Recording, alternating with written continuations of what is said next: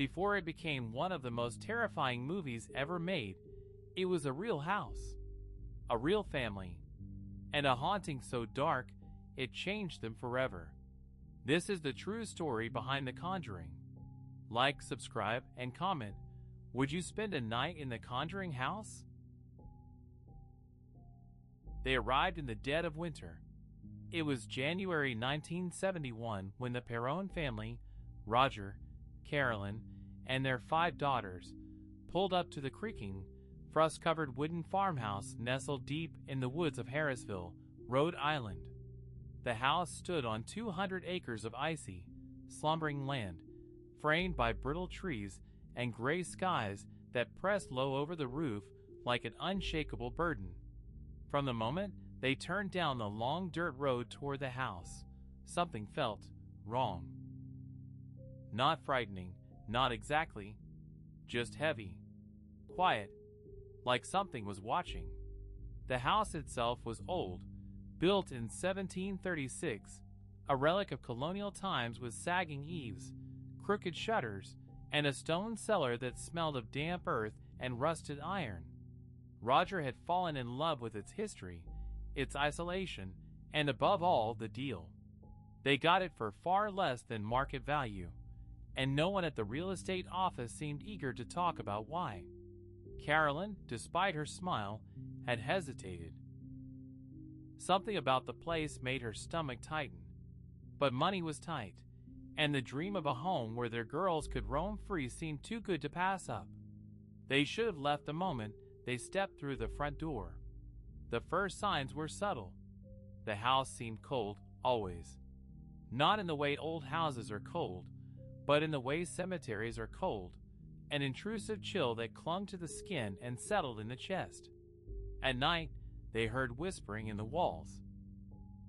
At first, they thought it was wind. Then it began to sound like voices, like arguments. Nancy, one of the middle daughters, would wake to find her bed shaking slightly, as if someone were standing at the footboard and trembling with rage. Andrea, the eldest, kept catching glimpses of shadows flitting past the hallway. Christine would cry at night, insisting there was a woman standing beside her bed, just watching her, mouth open, eyes wide with silent fury. Then came the smells. Rotting meat, sulfur, moldy soil. The kind of smells that clung to your clothes and made you gag when no one else in the room seemed to notice. Doors would open and slam by themselves. Clock stopped at 3:07 a.m., every single one. And somehow, the cellar door was always open, no matter how many times they locked it. Carolyn bore the brunt of it. It started with the bruises. First on her arms, then on her thighs, then across her back in long, finger-shaped welts. She'd wake in the morning with no memory of how they got there, and the marks would pulse beneath her skin as if alive. She began hearing a voice whispering her name, not Roger's, not one of the girls. It was low, raspy, and inhuman. She spent hours sitting alone in the parlor, staring into the fireplace, her lips moving silently. The dog, Sadie, refused to come inside the house. She whined and scratched at the porch, pacing restlessly when the family went to bed. One morning, April, the youngest daughter, found her stiff and cold beneath the tree line, her neck twisted in an unnatural way, eyes wide and terrified. That's when Roger finally admitted something wasn't right. But it was too late. Carolyn began to change. She grew pale, thinner. Her eyes became sunken, and her movements turned jerky, almost mechanical. She stopped sleeping. She muttered to herself constantly and started locking herself in the bedroom, sometimes for hours, sometimes for days. The girls said they heard her chanting in a strange language. One night, Andrea woke to find her mother standing over her bed, holding a pair of shears. Her lips were moving, but no sound came out. When Andrea screamed, Carolyn seemed to snap out of it, dropped the scissors, and collapsed in sobs. The family finally sought help. It was a local historian, Martha Holmes, who first warned them. She had studied the property's past, one filled with death, betrayal, and dark superstition. Several families had lived there over the centuries, and many met violent, tragic ends. Children drowned in the nearby creek. A woman hung herself in the barn. A farmhand lost his mind and slaughtered his family with an axe before vanishing into the woods. The most infamous of them all was Bathsheba Sherman, a woman accused of witchcraft in the early 1800s. Bathsheba was said to have murdered her infant son as a sacrifice to the devil. She lived on the property, and local legend claimed she cursed the land before hanging herself from a tree behind the house. Witnesses swore her ghost still wandered the grounds, a shrieking specter with hollow eyes and twisted limbs. Desperate, the Perrons reached out to Ed and Lorraine Warren, paranormal investigators known for handling some of the most disturbing hauntings in the country. Lorraine, a clairvoyant, felt the malevolence immediately upon entering the home. She claimed it wasn't just one spirit, but many, and one of them, the strongest, was Bathsheba. Lorraine described her presence as oppressive, as though something dark and ancient had made its nest in the home and was now feeding on Carolyn's soul. They warned the family not to provoke it further and began conducting investigations, seances, and blessings. But something went wrong. During one seance, Carolyn screamed and convulsed. Her body lifted into the air before being hurled across the room. Her voice changed, deep, guttural, speaking in a language no one could understand. Roger, terrified for his wife's safety, demanded the Warrens leave. He accused them of making things worse, but Lorraine insisted Bathsheba wasn't done. The entity had claimed Carolyn as a vessel, and she would not leave without a fight. From that night forward, the house grew darker. The lights dimmed even when there was power. Paint peeled from the walls in long strips. Mirrors cracked from within.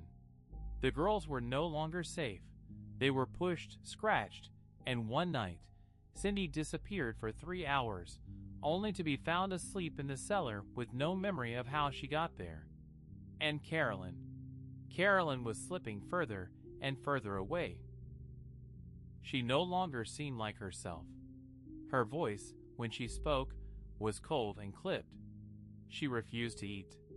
Her eyes, once soft and warm, were now hard and glassy, and she often stared at the ceiling for hours, lips twitching, as if in silent conversation with something no one else could see. Then came the night when everything changed. And it wasn't just the parents who witnessed it. The night the Warrens returned, the wind howled louder than it ever had before. It was late February, and snow had begun to fall in thick, silent sheets across the farmland as Ed and Lorraine pulled their car up the long drive, headlights flickering against the swirling white. Lorraine had warned Roger over the phone, "If we wait, we may lose her completely." Something in her tone made him relent. The fear in his eyes was no longer the fear of a skeptic. It was the helpless dread of a husband watching the woman he loved vanish into something inhuman. The house greeted them with silence. Inside, the air felt thick and humid, though it was below freezing outside. It clung to their skin, tasted of mold and copper. The moment Lorraine stepped inside, she clutched her crucifix and whispered, "It knows we're here!" Carolyn was nowhere to be seen. The girls were huddled in the living room beneath blankets, their faces pale, eyes darting around the room as if something might come crawling down the walls. Cindy refused to speak. Andrea sat with a kitchen knife clutched in her lap. Christine simply cried quietly, repeating over and over, "It touched me! It touched me again!" Roger led the Warrens upstairs to the master bedroom. The room was pitch black, even with the door wide open. The hallway bulb flickered violently, and then blew out as soon as they crossed the threshold. Lorraine stepped in first. The darkness inside didn't feel natural. It felt alive, oppressive, like walking into a cave with something breathing in the far corner. Carolyn was sitting in a rocking chair by the window, unmoving. Her back was to them. "Carolyn?" Ed asked gently. She didn't respond. The rocking chair creaked slowly. Back and forth. Back and forth. Lorraine stepped closer. "Bathsheba," she whispered under her breath. "You are not welcome here." Carolyn turned around slowly. Her face was sunken, eyes wide and yellowed. Black veins traced up her neck like spider legs, pulsing beneath the skin. Her lips were cracked and bleeding. Her dress was soaked through with sweat and filth. And worst of all was her expression, calm, eerily calm, like something content with its possession. "You brought her back," she said in a low, rasping voice that was not her own. Ed moved quickly, producing a crucifix and a vial of holy water from his satchel. Lorraine began chanting under her breath. Carolyn shrieked, rising to her feet, but her legs didn't move. She hovered 2 inches above the floor, feet dragging unnaturally behind her as she glided toward the bed. The crucifix in Ed's hand bent backward with a metallic snap. Then the room exploded in chaos. The bed flipped, slamming against the wall.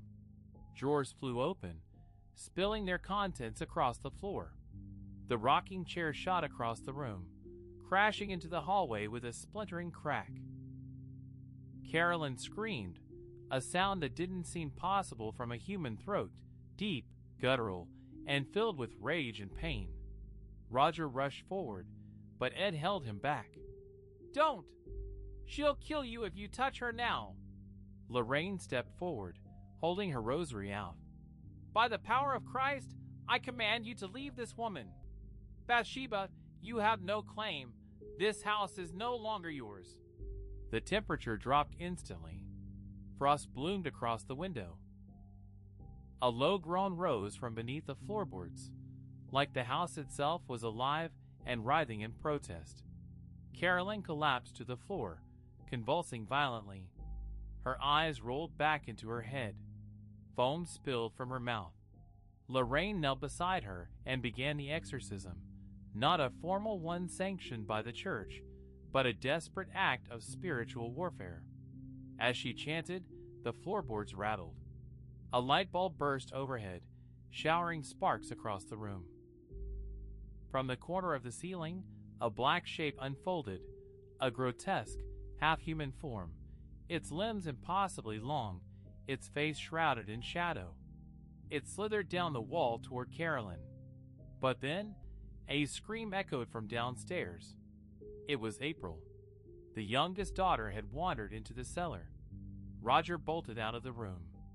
The Warrens followed, Carolyn still shaking on the floor, muttering incoherently in the voice of something ancient. The cellar door hung open, groaning on its hinges. A trail of tiny footprints, barefoot, led down into the pitch-black void below. Roger descended first, flashlight shaking in his hand. The cellar was colder than ice. The air was thick with rot. The beam of light swept across moldy shelves, rusted tools, and damp stone walls carved with symbols none of them could recognize. In the far corner, April stood perfectly still, eyes wide, staring at something no one else could see. She whispered, "She says you can't take her." "She says Mommy is hers now." Lorraine gasped as she stepped into the room. "Bathsheba's altar," she said, pointing to the far wall.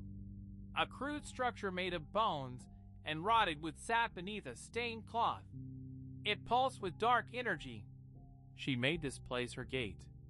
Without a second thought, Ed pulled a small bottle of blessed oil from his coat and hurled it at the altar. It erupted in a flash of white fire. The cellar shook. April screamed and ran into Roger's arms.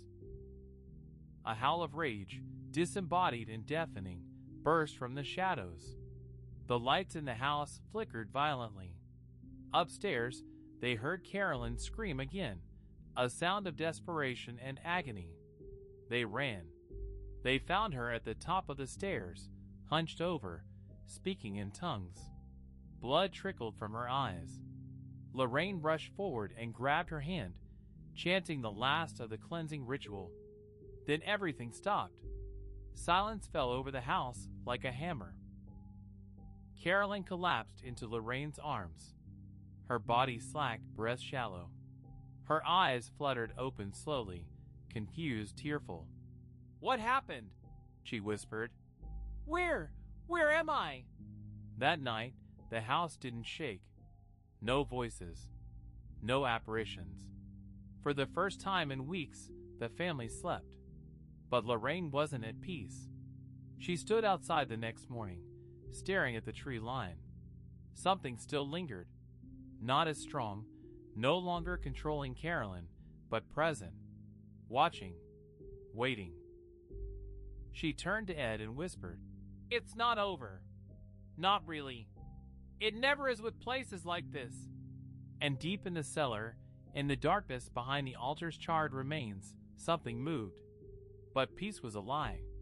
It never truly returned to the Perron house. Not even after that night, when Carolyn collapsed and the Warrens thought they had driven Bathsheba out. The house merely shifted. It quieted, like a predator waiting in the tall grass, patient and unseen. The worst had passed, or so they believed, but deep down, every member of the family felt it. The presence wasn't gone. It had simply stepped into the walls, into the shadows, listening. In the days that followed, Carolyn was weak but lucid. She didn't remember much. Fragments. Shadows. Screams. Something about drowning. Her voice quivered when she spoke, and she refused to go upstairs alone. The girls were still shaken, especially April, who had begun talking to someone in her room again. A little boy, she said, who stood just outside her closet and told her things. Things no child should know. Roger tried to return the house to some kind of normal. He fixed the cellar door, boarded it shut. He painted the kitchen, changed the locks, even bought a new rocking chair to replace the one that had flown across the upstairs hallway. But the house was indifferent to his efforts. When he sealed one wound, another would split open, and the whisper started again. At first, it was just one of the girls, Cindy, who claimed to hear them. Voices in the vents. Soft, urgent conversations that stopped when she pressed her ear to the wall. Then Christine heard them too. Then Andrea. Soon the family began to avoid certain corners of the house. Corners where the air would suddenly drop 10 degrees, where the light bulbs would hum and flicker, where the sound of breathing came when no one was nearby. Lorraine had told him the truth before she left.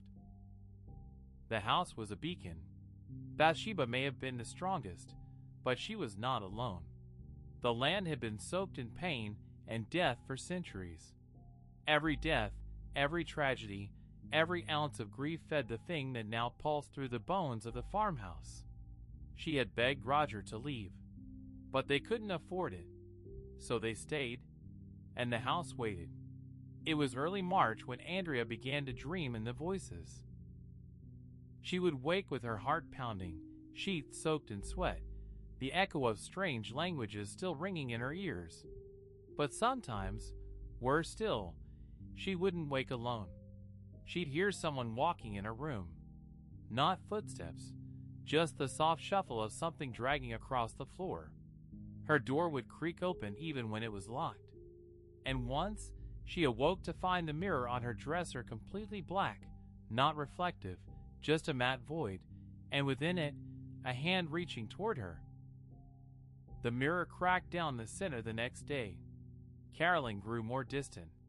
She would sometimes disappear for hours, watering the woods behind the property, even in the rain. She returned soaked and shivering, refusing to speak. She often stared at the barn.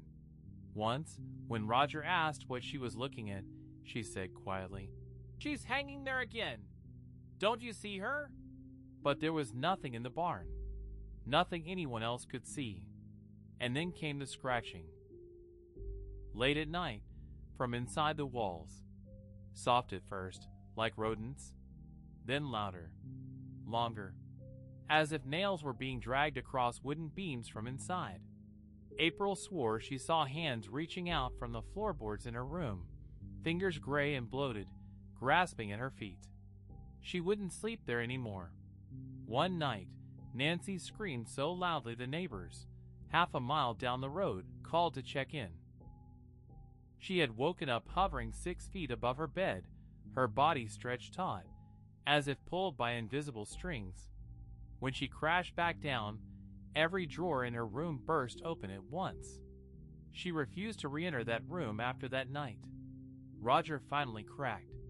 He stormed into the cellar one evening with a sledgehammer, determined to tear down the altar completely, to rip out the foundation if he had to.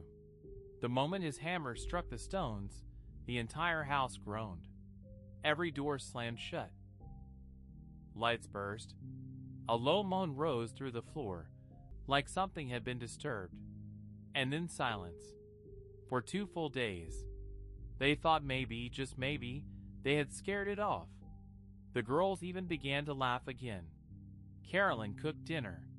The old house was still drafty and cold, but the weight seemed to lift. Until April vanished. They found her after nearly 4 hours, beneath the floorboards of the front parlor. Not in the crawl space beneath it. Somehow, the wooden planks had come loose and shifted, revealing a narrow cavity where the earth had sunken. And in that darkness, April had curled up, fast asleep, clutching something in her hand. It was a piece of old cloth, yellowed with age and stiff with blood. She said the little boy gave it to her as a gift. Roger nailed the floor shut himself, but his hand shook the entire time. They called the Warrens again, desperate. When Lorraine returned, she didn't even make it inside the house before she gasped. Her eyes welled with tears as she stepped onto the porch. "It's not just her anymore," she said. "They've all come forward now. It's awake." She explained that whatever had kept the other spirits subdued, Bathsheba's dominance, the sealed altar, perhaps even the Perron's resistance, was now unraveling. The house was no longer just haunted. It was open. Something had shifted. Something ancient and hungry. Lorraine begged them again to leave. "Not because you're in danger," she whispered. "Because you're part of it now. The house knows you. It remembers you." But they couldn't go. Not yet. And that night, something came up from the cellar. They never saw it, not directly. But they heard it. It started with the rattling of the pipes, a metallic groan that vibrated through the floorboards.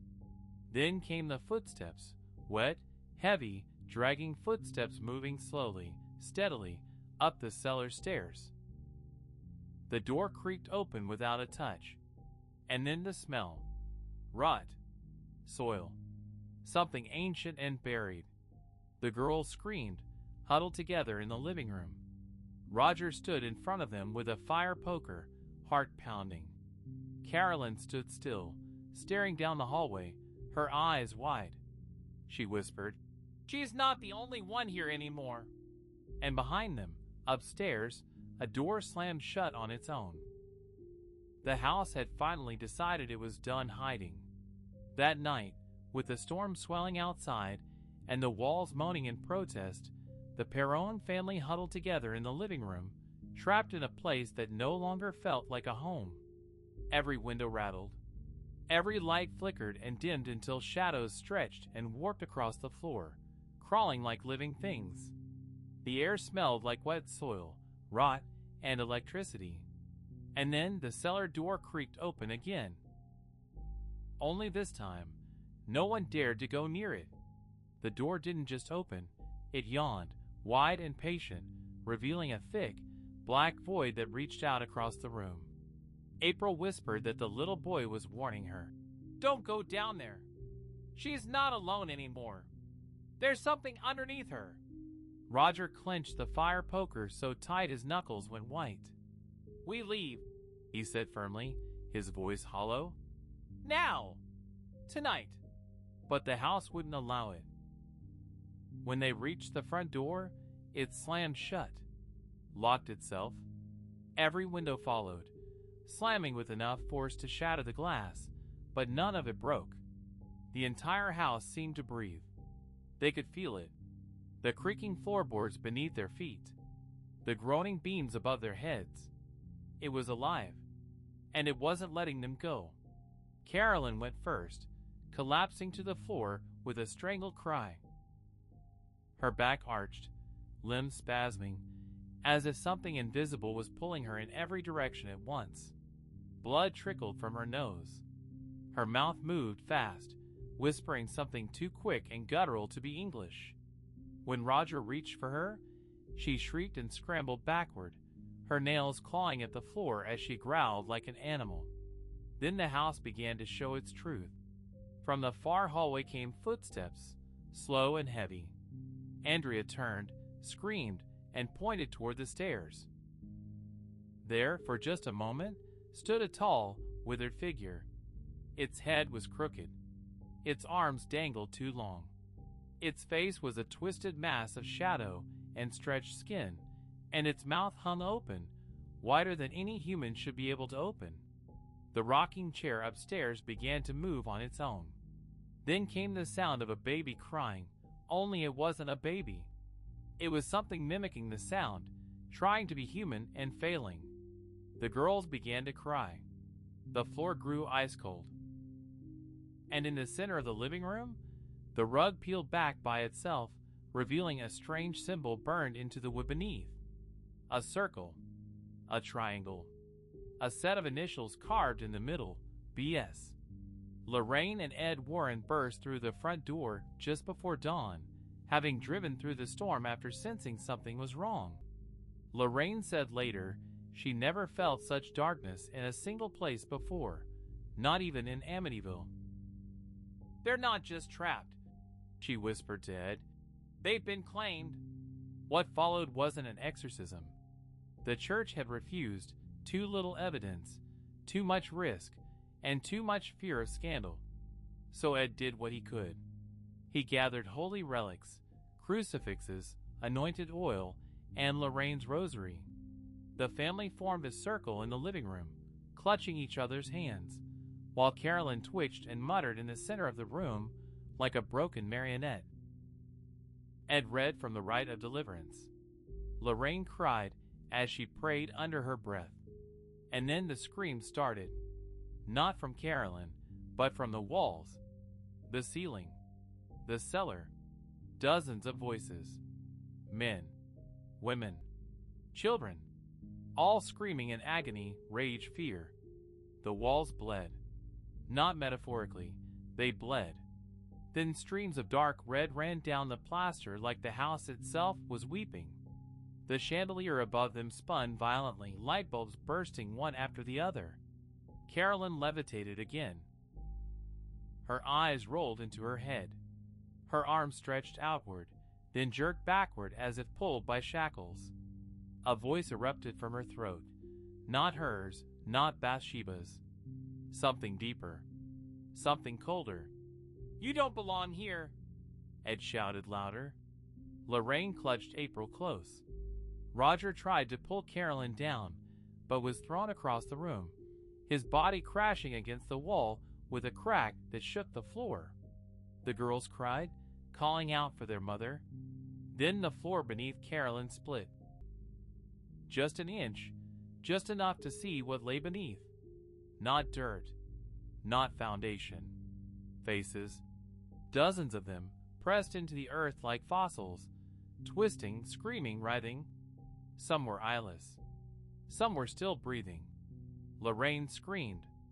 Ed threw the final vial of holy water onto Carolyn's chest, and then everything went white. Silence. When the family opened their eyes, Carolyn lay crumpled on the floor, unconscious. The floorboards were intact again. The bleeding walls were dry. The chandelier hung still, and the house was quiet, truly quiet. Not a breeze, not a creak, just stillness. It was over. At least, that's what the family told themselves. They stayed in the house for a few months after. They couldn't afford to leave, but it never got as bad as before. There were shadows sometimes, whispers, but whatever had clawed its way into Carolyn's soul seemed to have been banished, pushed back into whatever dark place it came from.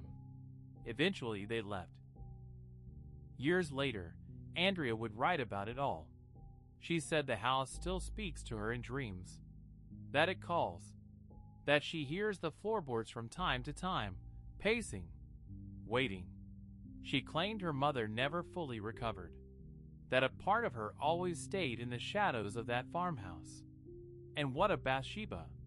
Historians now argue over her story. Some say she was wrongly accused, that she never killed a child, that she died of natural causes, but the parents knew otherwise. They had seen her, felt her hatred, her hunger. They knew she was real, and they knew she was not alone. The house still stands today. Different owners, different stories, but always the same bones, the same land. And visitors still report strange things, cold spots, doors slamming, the sound of children crying behind the walls. Some say the house is quiet now, but those who've spent the night, they say it's only sleeping, and they pray it never wakes up again.